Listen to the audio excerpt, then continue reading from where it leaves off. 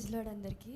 అయితే మనము ఈరోజు సెవెంత్ వర్డ్ ఎక్స్ప్లెయిన్ చేసుకునే ముందు ఫస్ట్ దీన్ని మనం 3 లెవెల్స్లో నేర్చుకుందాము.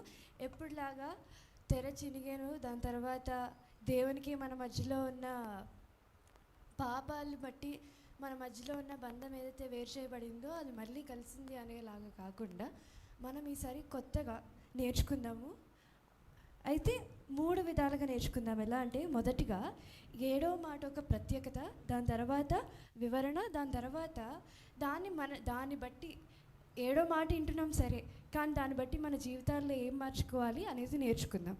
అయితే మొదటిగా మనందరికీ తెలిసిన విషయమే, సిలువలో యేసుక్రీస్తు 6 గంటలు ఉన్నాడు. 3 గంటలు ఎండలో, 3 గంటలు నీడలో. అయితే ఇప్పుడు 6 hours నీకు వచ్చింది సెవెంత్ వర్డ్ ఎక్స్ప్లెయిన్ చేయాలి కదా, 6 hours గురించి మనకి ఎందుకని. అయితే మనము ఆ 6 hoursలో ఎంత ప్రత్యేకత ఉందంటే, 6 గంటలు దేవుడు 6 గంటలు ఎప్పుడైతే ఆ శిలువ మీద మన కోసం అనుభవించాడో, దాని తర్వాత ఎగ్జాక్ట్లీ 6 hours తర్వాత 6 hours 1 secondకి రెస్ట్ తీసుకున్నాడు. ఇంకా అంటే మనము దీనిలో గమనించాల్సిన విషయం ఏంటంటే, మనకి ప్రశాంతి అంటే కూడా ఎక్స్ప్లెయిన్ చేశారు ఏంటంటే, 6 రోజులు సృష్టిని సృష్టించి 7వ రోజు విశ్రాంతి తీసుకున్నారు. ఆ విధంగానే 6 గంటలు మన కోసం శ్రమపడి 7వ గంట విశ్రాంతి తీసుకున్నారు. అయితే ఈ 6 గంటలకు ఈ ప్రత్యేకత మాత్రమే కాదు, దాని తర్వాత మనం సిలువలో ధ్యానించుకునే మాటలు ఎన్ని? 7 మాటలు. దానిలో 6 మాటలు సపరేట్గా, మరి ఒక మాట సపరేట్గా ఉన్నాయి. ఎలా అంటే 3 మాటలు యేసుక్రీస్తు వారు తండ్రితో మాట్లాడిన మాటలు, మరి 3 మాటలు యేసుక్రీస్తు వారు అక్కడున్న మనుషులతో మాట్లాడిన మాటలు, మరి ఒక మాట మనం ప్రశాంతి అంటే చెప్పింది విన్నాం కదా, అది సమాప్తమాయను. ఆ మాట డిక్లరేషన్, అదొక్క మాట మాత్రమే డిక్లరేషన్కి యూజ్ చేశారు. అయితే 3 మాటలు మన ఫస్ట్ 3 మాటలు మనుషులతో మాట్లాడిన మాటలు ఏవనగా, తల్లితో ఆదరించిన మాటలు. అంటే రెస్పాన్సిబిలిటీతో యోహాను ఇంట్లో ఇప్పటి నుంచి యోహాను నేను చూసుకుంటాడని ఆదరణ పరిచాడు. తర్వాత ఇంకొక మాట ఏంటనగా, నేను తప్పికొంటిని అని అక్కడున్న ప్రజలందరికీ చెప్పాడు. దాని తర్వాత ఆ దొంగకి, పక్కనున్న దొంగకి వాగ్దానం చేశాడు.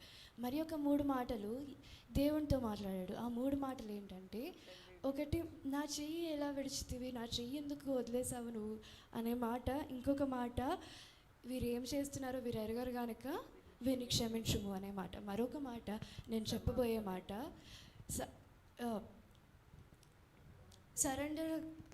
సమర్పించుకోవడం గురించి, నా ఆత్మని నీకు అప్పగించుకొనిచున్నాను అనే మాట. అయితే ఆ మాటలోకి మనం వెళ్ళే ముందు దాని యొక్క ప్రత్యేకత గురించి నేను వివరిస్తానని ఏ విధంగా అయితే చెప్పానో దాని గురించి తెలుసుకుందాం. అయితే కొంచెము మనము ఎక్కడైతే ఈ క్రూసిఫికేషన్ దగ్గర నుంచి కొంచెం ముందుకెళ్ళి అబ్రహాము ఆ టైం దగ్గరికి వెళ్దాం. అయితే అక్కడ మనందరికీ తెలిసిన స్టోరీ ఏంటి, అబ్రహాము కొడుకుని దేవుడు అడుగుతాడు. ఒక్కగానొక కొడుకుని పుట్టగా బాగా ప్రేయర్ చేసి అడిగిన తర్వాత పుట్టిన కొడుకుని దేవుడు అడుగుతాడు, నువ్వు నాకు నీ కొడుకుని బలిగా ఇచ్చేసి అన్నప్పుడు అబ్రహాము కూడా దేవుడి మీద నమ్మకం పెట్టుకొని సరే నేను ఇచ్చేస్తా అన్నప్పుడు ఇస్సాకుని తీసుకొని వెళ్ళి ఇస్సాకే ఏ చెక్కల మీద అయితే బలి ఇవ్వాలో ఆ చెక్కల్ని ఇస్సాకే మోసుకొని తీసుకొని వెళ్తారు. అయితే బలి అర్పించడానికి వెళ్ళాలంటే మనం ఏం తీసుకొని వెళ్ళాలి? బలి తీసుకొని వెళ్ళాలి. అంటే ఇస్సాకేం చిన్న పిల్లోడు కాదు. అంటే బలి అంటే ఏంటో తెలీదు, అదంతా తెలీదు, చిన్న పిల్లోడు, ఊహ తెలియని పిల్లోడు ఏం కాదు. రీసెర్చర్స్ ప్రకారము అక్కడ ఏమనుందంటే యంగ్ మ్యాన్ అని ఉంది. యంగ్ మ్యాన్ అంటే మన బైబిల్లో జనరల్గా యంగ్ మ్యాన్ అని 30sలో ఉన్న వారికి డిస్క్రైబ్ చేస్తారనమాట. సో రీసెర్చర్స్ ప్రకారము ఏమని చెప్తారంటే, అప్పుడు బలికి తీసుకెళ్లే టైంలో ఇస్సాకుకి 38 సంవత్సరాలు. 38 సంవత్సరాలు అంటే ఊహ తెలియకుండా ఉంటుందా? మనల్ని బలికి తీసుకెళ్తున్నారు అనే విషయం అర్థమవుతుంది కదా. కానీ ఇస్సాకుకి అర్థమైనప్పటికీ కూడా తండ్రి మాటకి విధేయత చూపించి, నా తండ్రి చంపినా పర్లేదు, నాకు జీవం ఇచ్చింది మా తండ్రే కదా అన్నట్టు తండ్రి మాటకి విధేయత చూపించి తండ్రితో పాటి ఆ చెక్క ముక్కలు ఏవైతే ఉన్నాయో వాటిని మోసుకొని తీసుకొని వెళ్తారనమాట. వాళ్ళు వెళ్ళిన ఆ కొండ పేరు ఏదైతే ఉందో అది మన యేసుక్రీస్తుని సిలువేసిన ప్రాంతం ఏది? గోల్గొత్తా కదా. మురాయి, గోల్గొత్తా ఇవి రెండు చాలా దగ్గర ప్రాంతాలు. ఎలా అంటే గోల్గొత్తా అనేది హైయెస్ట్ ప్లేస్, మురాయి అనేది లో ప్లేస్. ఎలా అంటే మురాయి దగ్గర నుంచి మనం ప్రయాణిస్తూ గోల్గొత్తా మీదకి వెళ్ళాలి, అలాంటి ప్రాంతాలు అనమాట. అదే ప్రాంతంలో కొన్ని సంవత్సరాల క్రితము ఇస్సాకు మరియు అబ్రహాము వారు అక్కడి నుంచి నడుచుకుంటూ, ఇస్సాకు ఆ చెక్కలను మోసుకుంటూ అక్కడి నుంచి ప్రయాణించారు. కాకపోతే అక్కడ ఇక్కడ డిఫరెన్స్ అంతా సేమే. అక్కడున్న కొండ సేమే, ప్లేస్ సేమే, ఇంకా వారు వెళ్ళే పర్పస్ కూడా సేమే. మళ్ళీ వాళ్ళు దేనికోసమైతే వెళ్ళాలి, వాళ్ళ ఉద్దేశం ఏంటో అది కూడా సేమే. కానీ డిఫరెన్స్ ఎక్కడంటే ఇస్సాకుకి సబ్స్టిట్యూషన్ దొరికింది, యేసుక్రీస్తుకి సబ్స్టిట్యూషన్ దొరకలేదు. ఎందుకు? యేసుక్రీస్తుని మించిన వారు ఈ లోకంలో ఎవ్వరు లేరు కాబట్టి యేసుక్రీస్తుకి సబ్స్టిట్యూషన్ దొరకలేదు. ఇదే డిఫరెన్స్. అయితే ఈ మాటకున్న ప్రత్యేకత ఇది, ఒబీడియన్స్. దీని తర్వాత మనము అక్కడ మెయిన్గా గమనించేది ఏంటంటే, అప్పటి వరకు ఆ ప్రజలందరూ కరెక్ట్గా వారం క్రితము మీరే మా రాజు, హోసన్నా హోసన్నా అని ఎంకరేజ్ చేసి నేను రాజు చేసేస్తాము మిమ్మల్ని, మేము రాజు చేసేస్తామని ఎంకరేజ్ చేసిన వారు, యాక్లినేషన్స్ చేసిన వారు నెక్స్ట్ కరెక్ట్గా వారానికి అవును మాకు బరబ్బానే కావాలి, యేసుక్రీస్తు వద్దు అని అక్యూజేషన్స్ చేసిన వాళ్ళు అదే ప్రజలు అనమాట. అంటే ఇక్కడ గమనించే దానికి 7వ మాటకి సంబంధం ఏంటంటే, అలాంటి మన అంత కాలాన్ని బట్టి, గుణాన్ని బట్టి, క్యాస్ట్ని బట్టి, మాటల్ని బట్టి, మనకున్న కలర్ని బట్టి, దాన్ని బట్టి, దీన్ని బట్టి, సమయాన్ని బట్టి, అన్నిటిని బట్టి మారిపోయే మన గురించి, అన్నిటి బట్టి ప్రతి క్షణము మన హృదయం మారిపోయే హృదయం అలాంటి మన మనుషుల గురించి యేసుక్రీస్తు సిలువలోకి వెళ్ళి మన కోసం త్యాగంగా, బలిదానంగా మారారనమాట. అదే ఈ 7వ మాటకున్న ప్రత్యేకత. ఒబీడియన్స్. ఇంకా మన వంటి ఎటువంటి గొప్పతనం లేని మనుషుల కోసం త్యాగంగా ఆయన మారారు. అయితే ఈరోజు 7వ మాట లూకా సువార్త 23వ అధ్యాయము 46వ వచనము. అప్పుడు యేసు గొప్ప శబ్దముతో కేక వేసి, తండ్రి, నీ చేతికి నా ఆత్మను అప్పగించుకొనుచున్నాను అనెను. ఆయన ఇలాగ చెప్పి ప్రాణము విడిచెను. ఇందాక చెప్పినట్టే 6 గంటలు అయిన తర్వాత నెక్స్ట్ సెకండే ఆయన సిలువ మీద రెస్ట్ తీసుకొని ఇంకా ఆత్మని అప్పగించేసుకున్నాడు అనమాట. మనము చిన్నప్పుడు ఎప్పుడైనా ఏదైనా లెసన్ చదివినా లేకపోతే ఏదైనా అర్థం కానీ చదివితే మన టీచర్స్ ఏం చెప్తారు? మళ్ళీ చదువు, విడదీసి చదువు అని చెప్తారు కదా. ఇప్పుడు మనం అదే చేద్దాం. ఏంటంటే యేసు గొప్ప శబ్దముతో కేక వేసి, తండ్రి అనే దగ్గర పాజ్ తీసుకుందాం. ఇప్పుడు తండ్రి అని మనము ఎంత ఇక్కడ మనకి అర్థమయ్యేది ఏంటంటే బంధం, వారి మధ్యలో ఉన్న రిలేషన్షిప్ మనం అర్థం చేసుకోగలుగుతాం. తండ్రి అంత పెయిన్లో తండ్రి అని పిలిచి, జనరల్గా మనకి ఏదైనా దెబ్బ తాకినా, ఏదైనా కోపం వచ్చినా, పక్కన మమ్మీ డాడీ ఉన్నా మనము ముందు వెనక మమ్మీ డాడీ ఏం లేకుండా ఇటు జరుగు అని కొంచెం మనం ఫ్రస్ట్రేషన్లో ఉంటాం. ఆ పెయిన్లో మనకి రెస్పెక్ట్ లేదు అంటే మనకు ఆ ఊహ ఉండదు. అంత పెయిన్లో కూడా తండ్రి అని అన్నాడంటే ఆ బంధం ఎలాంటిదో మనం తెలుసుకోగలుగుతాం. అయితే ఈ బంధం గురించి ఒక వచనం చూసుకుందాము. యోహాను సువార్త 10వ అధ్యాయము 18వ వచనము. ఎవడునూ నా ప్రాణము తీసుకొనడు, నా అంతట నేనే దాన్ని పెట్టుచున్నాను. దాన్ని పెట్టుటకు నాకు అధికారం కలదు, దాన్ని తిరిగి తీసుకొనేటకు నాకు అధికారం కలదు. నా తండ్రి వలన ఈ ఆజ్ఞ పొందితిని. ఇందాక నేను ఇస్సాకు గురించి చెప్పినట్లే ఇక్కడ మనం మెయిన్గా అబ్జర్వ్ చేసేది ఏంటంటే ఒబీడియన్స్. తండ్రి మాట వినాలని. అది ఎంత పెద్ద బాధ్యత అయినా, ఎంత పెద్ద పని అయినా తండ్రి మాట విన్నారు. అయితే అసలు ఈ వర్స్ ఎక్కడి నుంచి వచ్చిందంటే, పిలాతు దగ్గరికి తీసుకెళ్ళినప్పుడు వాళ్ళ భార్య పిలాతుకి చాలా స్ట్రిక్ట్గా ఏం చెప్తుందంటే, ఆయన నీతిమంతుడు, ఆయనని పనిష్ చేసి నువ్వు ఎక్కడ లేని శాపాలు తెచ్చుకోకు, ఆయనను నువ్వు ఏం చేయకు అని చెప్పి పిలాతు వాళ్ళ భార్య స్ట్రిక్ట్గా చెప్పి పంపిస్తుంది.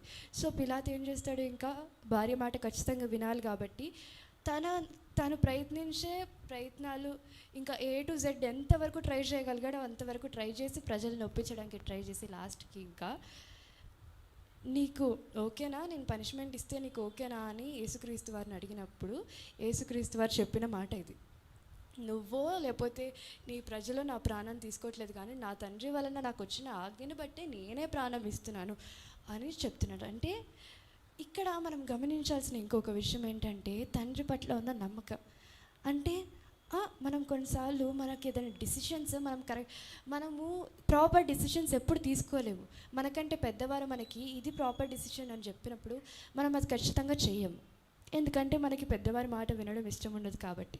నేను నేర్చుకునేదే కరెక్ట్, నేను అనుకునేదే కరెక్ట్, నాకు బ్రెయిన్ ఉంది, నాకు తెలుసు అని మనకు అనిపిస్తుంది. కానీ యేసుక్రీస్తు వారు ఆయన దేవుడు అయినప్పటికీ తండ్రి మీద నమ్మకం ఉంచి ఒబీడియన్స్ చూపించారు. దాని తర్వాత విడదీసి చదువుతున్నాం కదా, కేక వేసి తండ్రి నీ చేతికి, మళ్ళీ పాజ్ అవుదాం ఇక్కడ, నీ చేతికి అంటే ఇప్పుడు మనం ఎక్కడైనా నీ చేతికి అనే వర్డ్ ఎక్కడ రెగ్యులర్గా యూజ్ చేస్తామంటే ఆ స్కూల్ ఆమె చేతిలో ఉన్నంత వరకు చాలా బాగుంటుంది. అంటే ఏంటి, స్కూల్ చేతిలో పెట్టుకుందని అర్థమా? కాదు కదా. రెస్పాన్సిబిలిటీ, ఆ స్కూల్ యొక్క రెస్పాన్సిబిలిటీ ఆమె చేతిలో ఉంది అని అర్థం. అంటే నీ చేతికి అని అంటే యేసుక్రీస్తు వారికి తండ్రి చేతిలో నాకు సెక్యూరిటీ ఉంది, తండ్రి చేతిలో నేను సేఫ్గా ఉంటాను అనే ఆ ఉద్దేశం మనకు అక్కడ అర్థమవుతుంది. నెక్స్ట్, నా ఆత్మ అప్పగించుకొనిచున్నాను అంటే సమర్పించుకుంటున్నారు. ఇక్కడ బలిదానముగా మారుతున్నారు. ఇక్కడ మనం గమనించిన సింపుల్గా మూడు మాటల్లో తెలుసుకోవాల్సింది ఏంటంటే బంధము, భద్రత, ఇంకా బలిదానం. 3 మాటల్లో 7వ మాటని చెప్పుకోవాలంటే ఇది. తర్వాత మనము ఇంకా అసలు దీనికి ఇది చాలా మెయిన్ పాయింట్ అనమాట. సో మనం ఫోకస్ చేసి ఇందాం ఇక్కడ. కీర్తనలు 31వ కీర్తన 5వ వచనం. అక్కడ ఏమని అంటదంటే, నా ఆత్మను నీ చేతికి అప్పగించుకొనిచున్నాను, యెహోవా సత్యదేవ. అయితే ఇక్కడ మనకి మెయిన్ లైన్ ఏంటంటే నా ఆత్మ నీ చేతికి అప్పగించుకొనిచున్నాను. ఇక్కడ మాట్లాడుతుంది యేసుక్రీస్తు వారు కాదు, దావీదు మాట్లాడుతున్నారు. అయితే దావీదు ఇది ఎలాంటి సమయంలో మాట్లాడుతున్నారంటే చాలా బాధలో ఉన్న టైంలో, వేదనలో ఉన్న టైంలో ఈ మాట మాట్లాడుతున్నారు. నా ఆత్మ నీ చేతికి అప్పగించుకొనిచున్నానని. ఇక్కడ మనం గమనించాల్సిన విషయం ఏంటంటే మనందరికీ జనరల్గా వాక్యాలు చెప్పేటప్పుడు ఏం చెప్తారు, ప్రాఫెసీ నెరవేరింది, ఇది పాత నిబంధనలో మనకి చూపించిన ప్రాఫెసీ కొత్త నిబంధనలో నెరవేరింది అని. కానీ ఇక్కడ మనం గమనించవలసిన మరి ఇంకొక మాట ఏంటంటే దేవుడు ఆయన ప్రేమించిన వారికి ముందు ఏది జరగబోతుందో అది రివీల్ చేస్తాడు. ఇక్కడ జరిగింది అదే. దావీదుని దేవుడు ఎంతగానో ప్రేమించాడు. దావీదు నా హృదయానుసారుడు అని చెప్పాడు. కాబట్టి దేవుడు తాను ప్రేమించిన దావీదుకి ముందు జరగబోయే ఎన్నో సంవత్సరాల ముందు ఇందాక మనకి ప్రశాంతి ఆంటీ చెప్పినట్టే ఒక విజయం, ఆ విజయం గురించి ముందే దావీదు యొక్క బాధని, దావీదు యొక్క ఆ వేదనని విజయముగా మార్చాడు. ఇంకొకటి, ఈ విషయము మనం చాలా కేర్ఫుల్గా ఇందాము. దేవుడు ఎప్పుడు కూడా మనతో రిలేషన్షిప్ని కోరుకున్నాడు. మొదటి నుంచి ఆదాము దగ్గర నుంచి ప్రారంభించి మళ్ళీ మనము తర్వాత నోవా దగ్గరికి వచ్చిన తర్వాత కొత్త నిబంధనలోకి వచ్చిన తర్వాత కూడా దేవుడు ఎప్పుడు కూడా మనతో రిలేషన్షిప్ని కోరుకున్నాడు. ఓకే, రిలేషన్షిప్ అందరు చెప్తారు రిలేషన్షిప్ అని. మనం ఇప్పుడు దీన్ని కొంచెం డీప్గా అనలైజ్ చేద్దాం. ద్వితీయోపదేశకాండము 21వ అధ్యాయము 23వ వచనము. అతని 23వ వచనం, అతని రాత్రివేళ మ్రాను మీద నిలవకూడదు, వేలాడదీయబడినవాడు దేవునికి శాపగ్రస్తుడు. ఈ వచనం ఎందుకు చదివిపిస్తున్నాను అనుకుంటున్నారా? ఇక్కడ ఏమనుంది, వ్రేలాడదీయబడిన వారు, మ్రాను మీద వ్రేలాడదీయబడిన వారు దేవునికంట శాపగ్రస్తులంట. అంటే అక్కడ ద్వితీయోపదేశకాండంలో అక్కడ జరుగుతున్న సినారియో ఏంటంటే వాళ్ళకి ఒక ఫాదర్ పిల్లలకి ఎలా అయితే నాన్న ఇది చేయకూడదు, నాన్న ఇక్కడికి వెళ్ళినప్పుడు ఇలా ఉండకూడదు అని ఎలా అయితే ఎక్స్ప్లెయిన్ చేస్తారో అలా ఇజ్రాయేలీయులకి దేవుడు ఎక్స్ప్లెయిన్ చేస్తున్న మాటలు ఇవన్నీ. అక్కడ దేవుడు ఒక రూల్ ఏమని చెప్తాడంటే మ్రాను మీద రాత్రి వరకు ఎవరిని ఉంచకూడదు, ఎందుకంటే వాళ్ళందరూ దేవుడికి హేయులు, వాళ్ళందరూ శాపగ్రస్తులు అని చెప్తాడు. అయితే దీనికి మరియు యేసుక్రీస్తు వారి 7వ మాటకి సంబంధం ఏంటి అంటే గలతీయులకు రాసిన పత్రిక 3వ అధ్యాయము 13వ వచనము. క్రీస్తు మన కోసము శాపమై మనలను ధర్మశాస్త్రము యొక్క శాపము నుండి విమోచించెను. ఇందును గురించి మ్రాను మీద వ్రేలాడబడిన ప్రతి వాడును శాపగ్రస్తుడు అని వ్రాయబడి ఉండెను. అయితే ఇక్కడ మనం గమనించవలసిన విషయం ఏంటంటే, దేవుడు మన కోసము శాపముగా మారాడు. అంటే ఆయన మన కోసం శాపముగా మారి మనల్ని శాపము నుంచి విమోచించాడు. ఇక్కడ మనం గమనించవలసిన విషయం. ఇంకొక ఈ రిలేషన్షిప్ ఓవర్ రూలింగ్ అనే టాపిక్లో మనం ఇంకొకటి కూడా చూసుకుందాం. అది ఏంటంటే ద్వితీయోపదేశకాండము 12వ అధ్యాయము 16వ వచనము మరియు 23వ వచనము. అయితే ఇక్కడ మీరు రక్తం మాత్రము తినక దానిని నీళ్ళ వల్లే నేల మీద పారబోయవలను, అయితే రక్తము తినకూడదు. ఇది 23వ వచనం.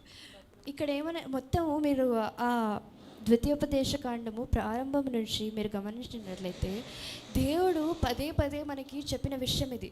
రక్తం మాత్రం మీరు తాగకూడదు, రక్తం మాత్రం తాగకూడదు. ఎందుకంటే రక్తంలో లైఫ్ ఉంటుంది కాబట్టి మీరు రక్తం మాత్రం తాగకూడదు అని చెప్తాడనమాట. అయితే మనము ఇప్పుడు యోహాను సువార్త 6వ అధ్యాయము